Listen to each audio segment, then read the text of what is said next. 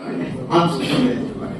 সেজন্য আমরা আলোচনা করছি এবং এই সিদ্ধান্তটা আমাকে স্পিকারের সাথে কথা বলে বৃহস্পতিবার ক্যাবিনেটকে উত্থাপন করতে হবে, and then the cabinet will take a decision.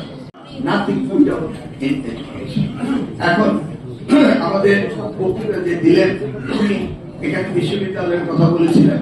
আচ্ছা, শহীদ রাষ্ট্রপতি জিয়া রহমানের নামে একটি বিশ্ববিদ্যালয় করার কথা হয়েছিল, জায়গা অ্যালটমেন্ট হলো, প্রিভিয়াস গভর্নমেন্ট এই জায়গাটা। আমি মহানগর শিক্ষা পরিষদ বিরোধী প্রধান।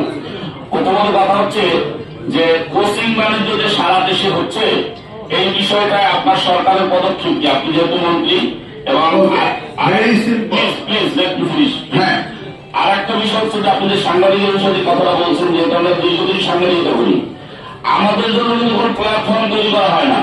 আমরা একটা জায়গায় মিডিয়া কাভারেজে যাই, শিক্ষকরা মনে করতে পারে যে আমাদের পিছনে রাইখা তারা মিডিয়া কাভারেজ দিচ্ছে, এটা আমাদের জন্য অবমাননাকর।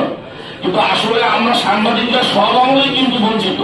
আপনারা কিন্তু সেই ধরনের কোনো প্ল্যাটফর্ম তৈরি করেন না যে আমরা নিউজ কাভারেজের জন্য আমাদের জন্য আলাদা একটা স্পেসিফিক জায়গা দিবে। এটা আপনি যেহেতু শিক্ষামন্ত্রী, আপনার কাছ থেকে আমাদের অনেক কিছু শেখার আছে।